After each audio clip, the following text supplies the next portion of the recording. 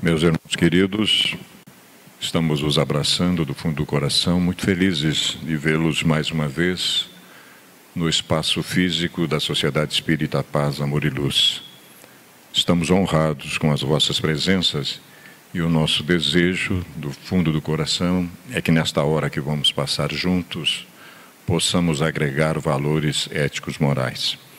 Como já vimos na tela, nós vamos continuar com a nossa proposição da educação de espíritos imortais. A nossa querida facilitadora, expositora já está aqui, é a nossa professora doutora Daniela Boleta Seranto, que vai nos conduzir na reflexão desta tarde e noite. Daniela é tarefeira desta sociedade e também pertence aos quadros da União Regional Espírita, 10ª região. Tolerância, paciência na educação dos filhos de Deus, que somos todos nós. Vitor Ronaldo Costa, analisando a obra Nosso Lar, nos diz, no capítulo 16 desse livro, que o lar é uma instituição divina. Analisa ele 2 parágrafos da obra Nosso Lar e nos traz considerações interessantes. O lar é instituição essencialmente divina e que se deve viver dentro de suas portas com todo o coração e com toda a alma. A incompreensão dos fatores transcendentes relacionados ao lar terreno responde por sérios equívocos cometidos por parte de seus integrantes. A tendência a considerar os acontecimentos do mundo como decorrente dos caprichos humanos, sem nenhuma relação com os aspectos da família constituída, impede a visão mais profunda da verdadeira função dessa mesma família constituída na crosta. E por mais que os estudiosos contemporâneos das questões sociais se esforcem no sentido de levar em conta os valores educacionais e morais como fatores básicos da harmonia doméstica, mais as criaturas enveredam pela irresponsabilidade franca, atrasando a resolução de compromissos, às vezes seculares. Informações mediúnicas destacam a importância da família, pois a questão não se prende apenas ao ato de formar casais, conviver entre 4 paredes, gerar filhos, lutar pela sobrevivência e usufruir das ilusões terrenas.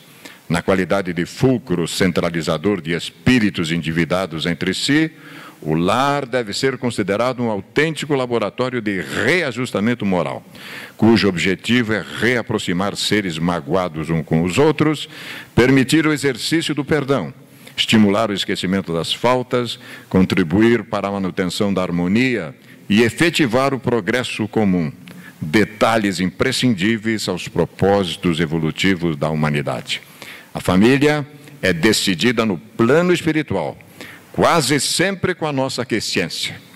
Lá elaboramos planos, prometemos reconciliações, requisitamos o auxílio dos companheiros espirituais mais esclarecidos e mergulhamos no corpo repleto de bons propósitos. Porém, com o decorrer do tempo, desdenhamos os compromissos e optamos por outras experiências prazerosas, mas que nada têm a ver com os objetivos delineados pelos nossos corações. Erigir um lar é algo muito mais sublime do que imagina a vã sociedade. A felicidade real dos que ali se encontram não depende só do dinheiro e do conforto excessivo. Alma e coração devem adornar o relacionamento entre o casal e servir de base à educação dos filhos. O lar é contingência basicamente espiritual e deve ser encarado com responsabilidade, amor, fidelidade e, sobretudo, gratidão a Deus. Sem dúvida, nós vamos ver hoje a continuação destas questões de uma maneira simples e objetiva, direta ao nosso coração, porque, mais uma vez honrado, a nossa querida Daniela vai nos dirigir na reflexão. E nós, honrados, vamos ouvi-lo com muito prazer. Boa tarde, noite a todos. E como disse nosso querido Vaninho, hoje nós vamos falar um pouquinho a respeito da tolerância, intolerância, paciência, impaciência na educação dos filhos que não são nossos, são filhos de Deus, né? E no início estava comentando com o Vaninho, por que esse tema? Porque são aquilo que nos toca, não a vocês, mas a mim. Então, é uma oportunidade de estudar a respeito e tentar, né, modificar em mim, principalmente, porque estou muito longe de ter toda a paciência, de ter toda a tolerância necessária, certo? Para que eu possa não só conviver com os meus filhos, né, mas com as demais pessoas da família. E quantas vezes nós vemos isso? Então, nós vamos destrinchar esse tema. Talvez, ao final, eu não tenha resposta para dar para vocês, né? Mas eu tenho mais perguntas e, quem sabe, juntos podemos resolver essas perguntas. Então, para ficar um pouco didático, nós vamos seguir mais ou menos esses parâmetros. Nós vamos definir temas, porque nós não podemos falar a respeito deles sem antes defini-los. Nós vamos falar sobre educação moral, importância dos exemplos, o que é a educação com relação a um desafio e como cumprir essa missão. Tá? Então, dentro das definições, nós temos lá a tolerância. O que vem a ser tolerância? Muitas vezes nós falamos, seja tolerante, né? Condescendência ou indulgência para com aquilo que não se quer ou não se pode impedir. Nós conseguimos ter controle de tudo que está ao nosso redor? Nós conseguimos ter controle da nossa família? Nós conseguimos ter controle sobre nós mesmos? Quantas vezes acontece da gente explodir e depois falar assim, puxa vida, eu errei. Boa disposição dos que ouvem com paciência opiniões opostas às suas. Não é família? E não é na família que parece que a gente encontra as maiores intrigas. Por quê? Porque a família é um pequeno mundo. E quantas vezes as pessoas expõem as suas opiniões e nós não temos paciência, tolerância para ouvir. E o dicionário ainda traz faculdade de aptidão do organismo, que apresenta para suportar certos medicamentos, tolerância a um determinado medicamento. E a intolerância, como o próprio nome diz, a falta de tolerância, a violência. E por que a gente coloca aqui? Porque quantas vezes nós partimos para a violência, seja ela física, seja ela verbal. Além da tolerância, nós vamos falar sobre paciência. A paciência vem a ser a capacidade de tolerar contrariedades, dissabores e infelicidades. Será que isso existe na nossa vida? Né? Será que nós encontramos contrariedades na nossa vida? Sossego com que se espera uma coisa desejada, espere com paciência. Né? Perseverança, nós estamos sendo perseverantes ou muitas vezes nós temos vontade de desistir? E com relação à educação dos filhos, nós podemos desistir? Há alguém aqui que diga para mim, olha, eu desisti do meu filho. Eu acho extremamente difícil. Demora nas coisas que se deviam executar prontamente, designativa de resignação, conformidade. Então, tudo isso daqui é paciência. A impaciência, por sua vez, falta de paciência, pressa, inquietação, rabugice e irritação de ânimo. Quantas vezes nós ficamos impacientes e ficamos irritados? E quando se trata de filhos, quantas vezes nós nos irritamos com os filhos? E educação. Nós não estamos falando de paciência, tolerância na educação dos filhos? Conhecimento e prática do uso de gente fina, instrução, polidez, cortesia. Muitas vezes as pessoas definem educação como instrução. O fato de ir à escola, o fato de frequentar aulas. Não. Conjunto de normas pedagógicas tendentes ao desenvolvimento geral do corpo e do espírito. Essa é a definição do dicionário. Será que nós estamos educando só o corpo ou estamos educando o espírito? O que é mais fácil? Educar o corpo ou educar o espírito? Lá, a questão 686 de O Livro dos Espíritos diz que há um elemento que se não costuma fazer pesar na balança e sem o qual a ciência econômica não passa de simples teoria. Esse elemento é a educação. E enfatiza não a educação intelectual, mas a educação moral. Muitas vezes nós nos preocupamos em colocar nossos filhos na melhor escola, fornecer a eles os melhores cursos. Mas até que ponto nós estamos dando-lhes educação moral? Não nos referimos, porém, à educação moral pelos livros, e sim a que consiste na arte de formar os caracteres, a que incute hábitos, porquanto a educação é o conjunto dos hábitos adquiridos. E isso a partir de quando? Isso a partir do momento que a criança vem ao mundo, ou muito antes disso, nós já começamos o processo de educação. Quando essa arte for conhecida, compreendida e praticada, o homem terá no mundo hábitos de ordem e de previdência para consigo mesmo e para com os seus, de respeito a tudo o que é respeitável. Hábitos que lhe permitirão atravessar menos penosamente os maus dias inevitáveis. Podemos evitar todos os maus dias? Não, afinal de contas, não é nesses maus dias que temos os maiores aprendizados, mas pelo menos possamos passar por eles com menos dor. A desordem e a imprevidência são duas chagas que só uma educação bem entendida pode curar. Esse é o ponto de partida, o elemento penhor da segurança de todos. Então nós temos que educar, mas antes nós temos que nos educar. E aí está a importância dos exemplos, né? Até que ponto nós estamos dando os exemplos adequados? Isso porque as palavras convencem e os exemplos arrastam. Os pais são referências para os filhos, por isso devem ter muito cuidado com o que falam e com o que fazem. Nós estamos aqui falando de educação de filhos, né? E quantas vezes nós falamos algo e fazemos outro? E as crianças, elas prestam atenção. Por quê? Porque eu já ouvi algumas vezes: você fala para eu não gritar, mas você gritou já comigo. Isso dói? Dói. É importante que aproximemos ao máximo o nosso discurso da nossa prática, pois nossos filhos estão sempre a nos observar. Eles nos escolheram para sermos, entre aspas, tutores, para ensinarmos. E eles estão nos observando.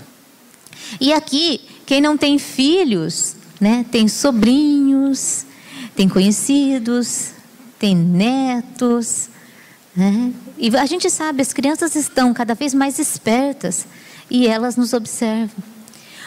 O exemplo é algo fundamental no aprendizado. Por exemplo, olha aqui, o pai está bebendo. Olha a carinha desse bebê. Né? Opa, será que está gostoso o que o papai está bebendo? Certo? Como que eu posso falar para um filho: olha, não pode utilizar bebida alcoólica se eu bebo? Não pode fumar se eu fumo? Não pode gritar se eu grito? Então, os exemplos convencem mais.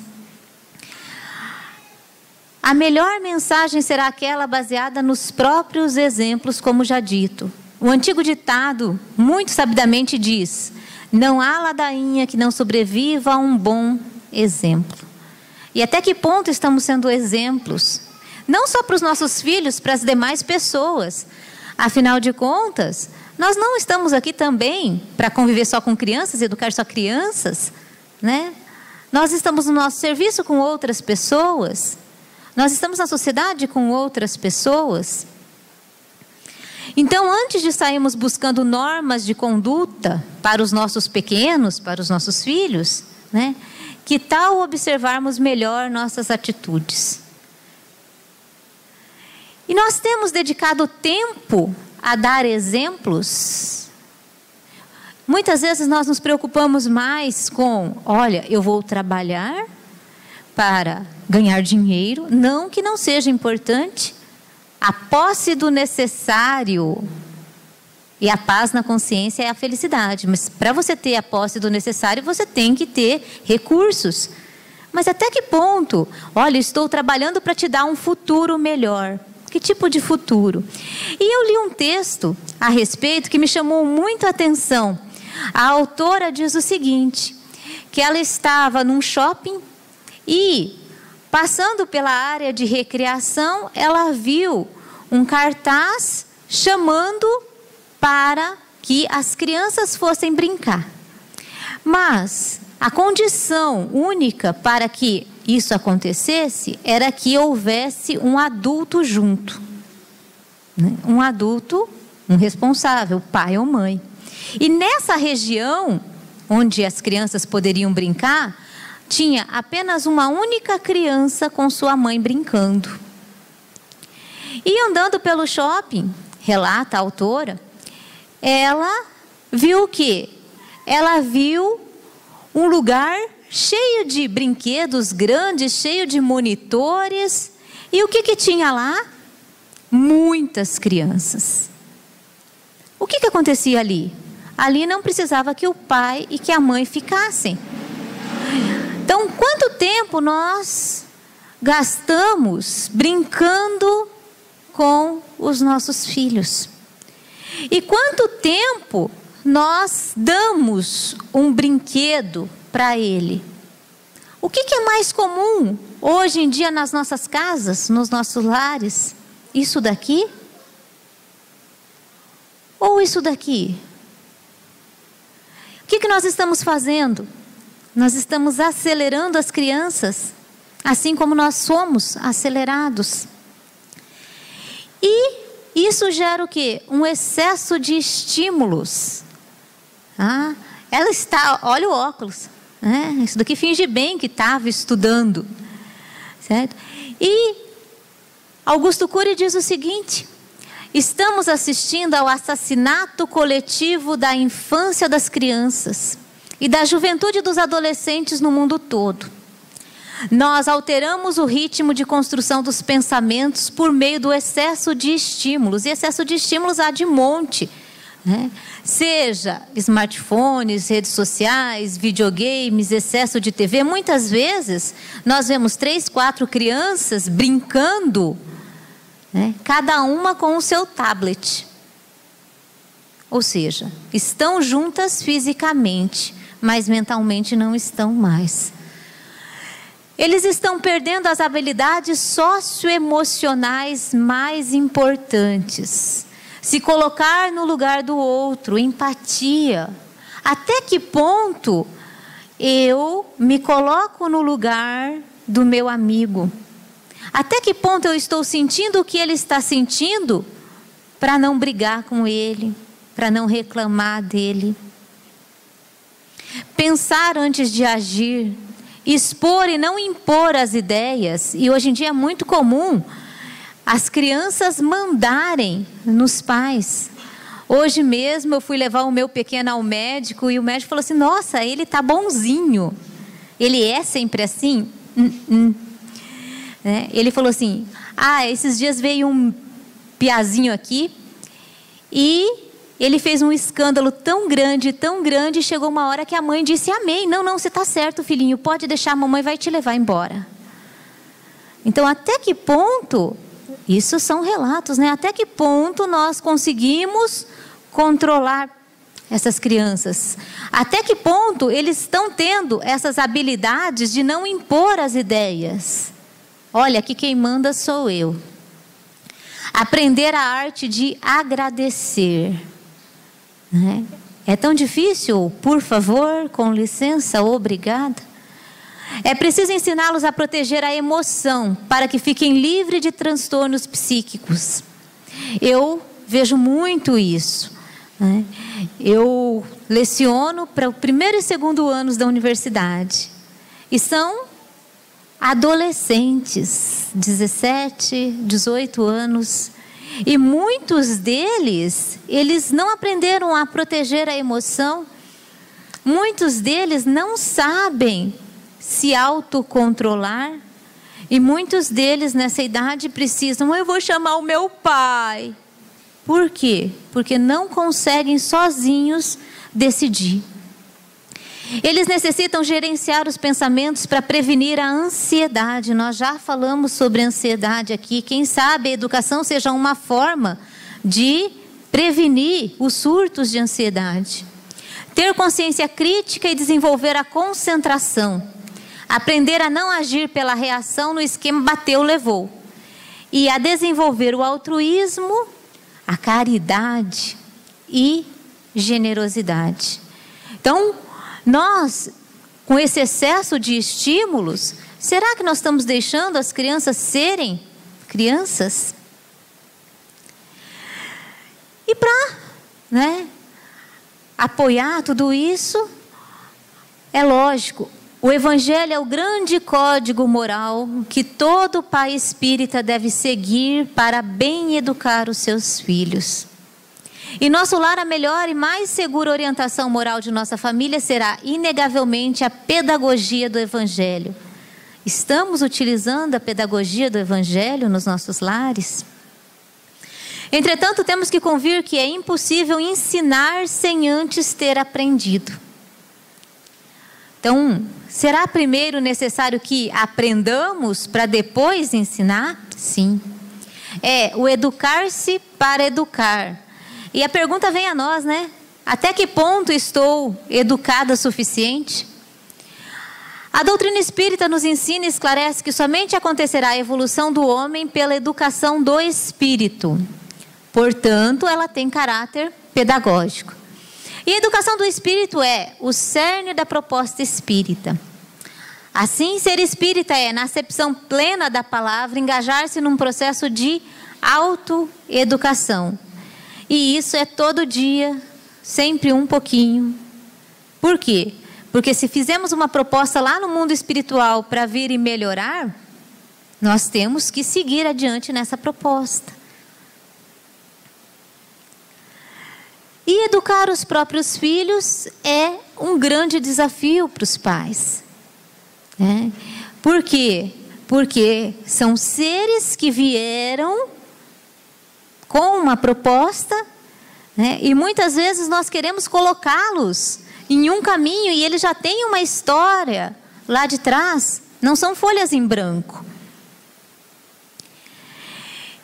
E procurando, encontrei um texto que fala a respeito de uma brasileira lá na Espanha que foi condenada a 9 meses de prisão por expulsar de casa por um único dia o seu filho de 15 anos. Eu gosto de misturar as histórias. Para quê? Para que a gente possa ver que isso acontece na realidade. A sentença recebeu destaque nos principais jornais e TVs espanholas. A brasileira alegou que agiu assim porque pretendia dar uma lição mais forte no filho, que é problemático, desobediente e muito agressivo. Então, a culpa é de quem? A culpa é do filho. Por isso que ela usou essa justificativa, para expulsá-lo de casa.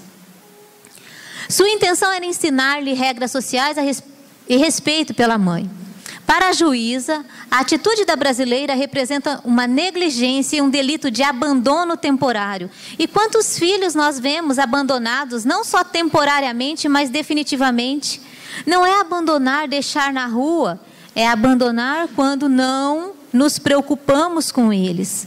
Quando não somos pais maus suficientes para perguntar onde estava, com quem estava, o que fazia, o que pensa, o que está vendo no computador. Não precisa sair de casa. Hoje em dia ele tem um mundo lá dentro. Motivo pelo qual a condenou, explicando que, embora o menor se encontre em plena adolescência, com os conflitos comuns da idade, isso não é razão para colocá-lo fora de casa, deixando-a à intempérie na rua, por uma noite, porque essa decisão cria uma situação de risco para o menor. Quantos pais desistem dos filhos. Essa mãe desistiu por uma noite. Para quê? Para dar uma lição mais forte no seu filho. Ante ao fato, e para não nos precipitarmos em uma análise fria da conduta alheia, porque o que a gente faz? A gente julga, nossa, que mãe má. Importa, antes de tudo, salientarmos a necessidade de revisarmos os processos educativos. O que ela queria?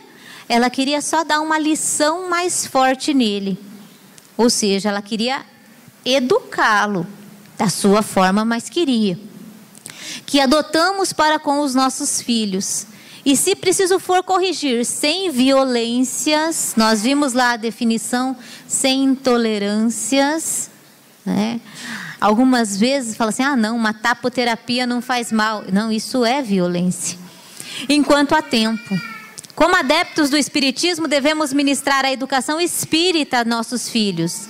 E não podemos deixar de fazê-lo sob qualquer pretexto. Porque estamos cansados, porque estamos impacientes, porque, ele é difícil mesmo, deixa para lá. E é nossa responsabilidade, porque as crianças são os seres que Deus manda a novas existências. São espíritos milenares que estão novamente aqui entre nós. Para que não lhe possam imputar excessiva severidade, dá-lhe ele todos os aspectos da inocência. Olha que olhar. Ainda quando se trata de uma criança de maus pendores, cobrem-se-lhe más ações com a capa da inconsciência. Ele não sabia o que fazia. Essa inocência não constitui superioridade real com relação ao que eram antes. Não. É a imagem do que deveriam ser e, se não o são, o consequente castigo exclusivamente sobre eles recai. Então, as crianças, nascem lindas, inocentes, delicadas. Para quê? Para que possamos aceitá-las, para que possamos criar vínculo de amor. E para que possamos ter o nosso compromisso para com elas.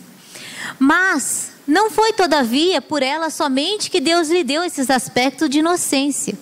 Foi também e sobretudo por seus pais, de cujo amor necessita a fraqueza que os caracteriza. Ora, esse amor se enfraqueceria grandemente à vista de um caráter áspero e intratável. Eu já disse outra vez aqui, se nascesse um velho rabugento, nós com certeza devolveríamos.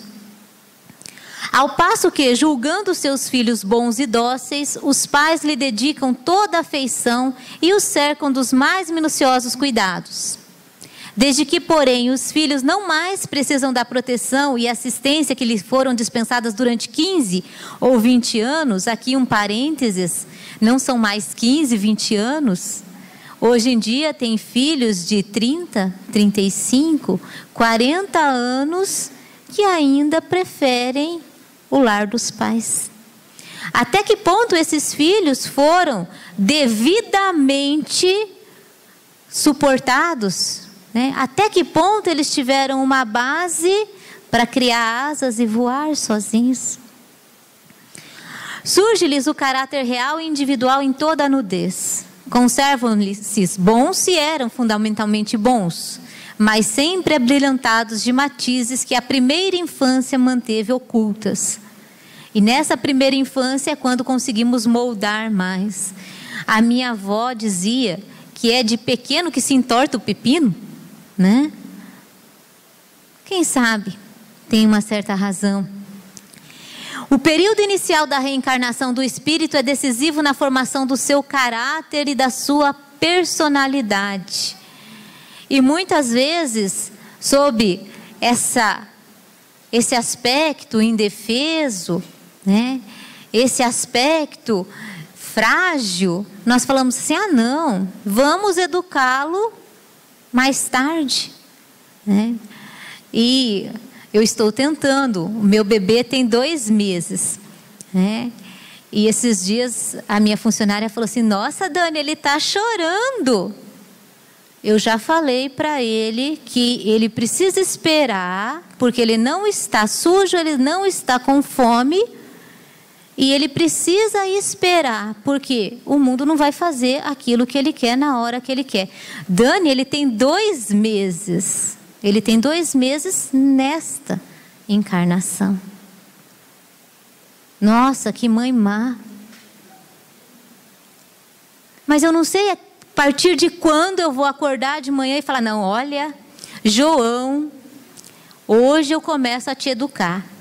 Você tem 13 anos. E hoje eu vou começar o meu trabalho de educação com você. É decisivo na formação, essa primeira fase, do seu caráter e da sua personalidade. Porque nesse período da primeira infância, o espírito é mais acessível às impressões que recebe e que podem auxiliar o seu adiantamento, para o qual devem contribuir os que estão encarregados de educá-lo. Isso daqui pesa, né? O adiantamento dos nossos filhos precisa da nossa contribuição. É então que se pode reformar seu caráter e reprimir suas más tendências. E nós conseguimos perceber crianças muito pequenas que têm más tendências. Então, é preciso que os pais abram os olhos e consigam identificar atrás de toda aquela fragilidade, né, toda a possibilidade de más tendências. Esse é o dever que Deus confiou aos pais. Missão sagrada pelo qual terão de responder. Esse é aquele que eu falei, que chora. E eu falo para ele, você está bem, espera que a mamãe já vai. E alguém critica atrás. Olha, você não está vendo que seu filho está chorando? E é difícil. E a pergunta maior é, quando chegar lá do outro lado, né? Que fizestes do filho confiado à vossa guarda? Ele não vai perguntar para mim, o que fizestes com os diplomas que lhe dei? Que fizestes com os trabalhos que lhe concedi? Que fizestes com os filhos confiados à sua guarda? Isso daqui é o que mais pesa. Até que ponto eu estou com paciência, com tolerância para educar esses espíritos que foram confiados a mim? E no Evangelho segundo o Espiritismo está lá, se por culpa vossa ele se conservou atrasado, tereis como castigo vê-lo entre os espíritos sofredores. Se nós vemos um filho sofrer em vida, encarnado, é difícil. Imagina vê-lo entre os espíritos sofredores. Quando de vós dependia que fosses ditoso, então vós mesmos, assediados de remorsos, pedireis que vos seja concedido reparar a vossa falta. Solicitareis para vós e para ele outra encarnação, em que o cerqueis de melhores cuidados e em que ele, cheio de reconhecimento, vos retribuirá com o seu amor. Então, assim, quem são os nossos filhos? Se eles nos irritam, se eles nos deixam sem paciência, quem foram os nossos filhos? Por que estão entre nós hoje? Essas são as perguntas. E como cumprir essa missão com paciência e tolerância? Ah, Daniela, é essa a resposta que eu quero. Essa resposta eu não sei. Porque quantas vezes nós temos isso daqui, ó, eu não vou, eu não quero, eu não deixo, eu não faço, eu quero agora. Tem algum pai aqui que nunca se irritou? Ou eu estou falando bobagem?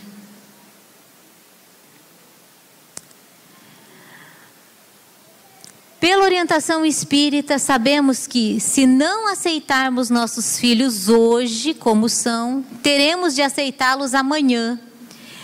Pois as leis da vida exigem, segundo nos ensinou Jesus, que nos entendamos com os nossos irmãos, de penosa convivência, enquanto estivermos a caminho com eles, ou seja, enquanto estivermos aqui.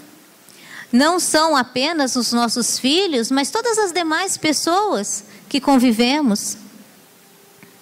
A fuga dos deveres atuais será quitada mais tarde, com os juros devidos. Poxa vida, se está difícil agora, como será depois?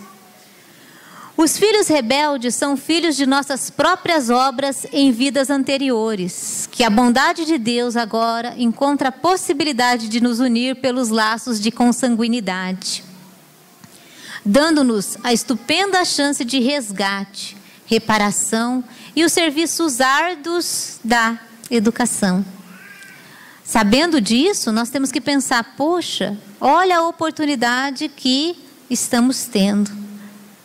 Por quê? Porque é mais uma chance de eu, que nesta vida, né, sou mãe desta criança, porque não sei se fui filha na vida anterior, de me acertar com ela. Um posicionamento rigoroso a ser observado pelos pais é nunca partir para atitudes extremas, como, por exemplo, violência verbal, física ou ainda extrema impaciência. Qualquer ato precipitado dos pais poderá reverter contra eles mesmos futuramente, nesta vida ou em outra. Eu nunca vou me esquecer de um dia, minha filha tinha uns 4 anos, aquela criatura que eu mostrei para vocês na foto, e eu estava discutindo com ela a respeito de alguma coisa e ela apontou o dedo para mim e falou assim, pode deixar. Porque quando eu for sua mãe, e isso vai acontecer, nós nos acertamos. Poderá reverter contra eles mesmos futuramente, então não necessariamente nesta vida, e lançá-los à dor do arrependimento tardio. Então, até que ponto esse papel aqui vai se inverter? E hoje em dia, não é só a mãe em direção ao filho. Quantas vezes nós vemos filhos sendo rigorosos com os pais? E se não tem uma resposta, né? Convém que não se esqueçam, principalmente, que a oração fervorosa é a mais poderosa ferramenta de que dispomos como solução contra quaisquer sugestões do mal. Até que ponto estamos nos dedicando, ou estamos dedicando tempo a orar, a pedir paciência, a pedir tolerância, não só com os nossos filhos, mas com todos aqueles com que nós convivemos. E os pais devem ser o expoente divino de toda a compreensão espiritual e de todos os sacrifícios pela paz da família. A missão dos pais, principalmente da mãe, segundo Emmanuel, resume-se em dar sempre o amor de Deus. Poxa vida, isso é pesado, né? Será que nós conseguimos dar o amor de Deus? Que pôs no coração das mães a sagrada essência da vida. Nos labores do mundo existem aquelas mães que se deixam levar pelo egoísmo do ambiente particularista. Contudo, é preciso acordar a tempo, de modo a não viciar a fonte da ternura. A mãe terrestre deve compreender, antes de tudo, que seus filhos, primeiramente, são filhos de Deus. E se são filhos de Deus, e eu pedi que viessem para mim, para eu me acertar com eles, eu preciso muito me conter. Eu preciso muito me acalmar. Por quê? Porque, como nós falamos, são os exemplos, né, que mais fixam na mente daqueles que nos rodeiam. E a questão 552 diz o seguinte: pode-se considerar como missão a paternidade? E a resposta é sem contestação possível uma verdadeira missão. Poxa vida, eu acho a maior missão. É, ao mesmo tempo, grandíssimo dever e que envolve mais do que pensa o homem a sua responsabilidade quanto ao futuro. Futuro do filho, futuro da humanidade. Porque cada ser que nós educamos, estamos educando um filho de Deus para o seu progresso. Deus colocou o filho sob a tutela dos pais a fim de que estes o dirijam pela senda do bem. E lhes facilitou a tarefa, dando àquele uma organização débil e delicada, o que falamos no início, que o torna propício a todas as impressões. Muitos há, no entanto, que mais cuidam de aprumar as árvores do seu jardim, de fazê-la dar bons frutos em abundância, do que de formar o caráter do seu filho. Eu já ouvi muitas vezes de pais falando o seguinte: eu dou tudo o que ele quer, não sei o que esse moleque quer mais. Eu dou tudo o material que ele quer. E já ouvi de filhos o seguinte: meu pai nunca sentou para conversar comigo. Minha mãe nunca me deu a atenção adequada. Eu chego em casa e corro para o quarto. Lá tem tudo o que eu quero, mas não tem carinho.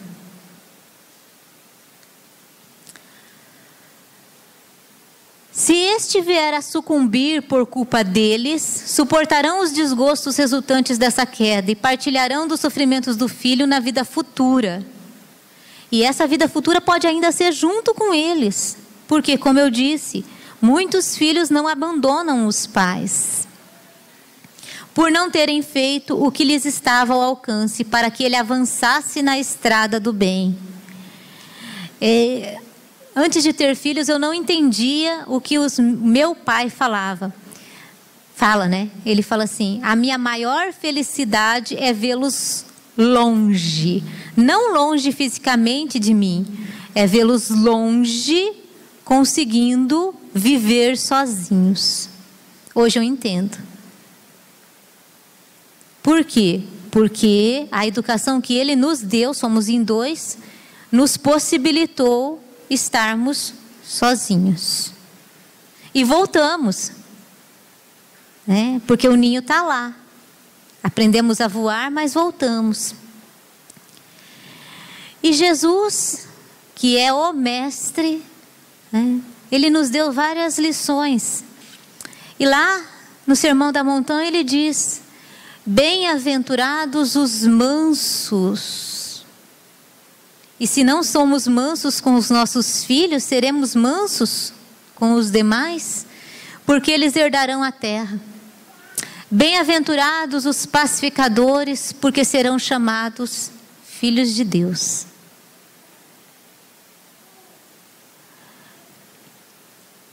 E que consigamos, né, implantar em nós toda a paciência, toda a tolerância necessária, não só para com os nossos filhos, mas para com todos aqueles com os quais convivemos. Por quê? Porque assim nós vamos conseguir, né, almejar, né, aquele progresso almejado nessa vida. Agradeço a paciência de vocês e que estejamos na paz de Deus.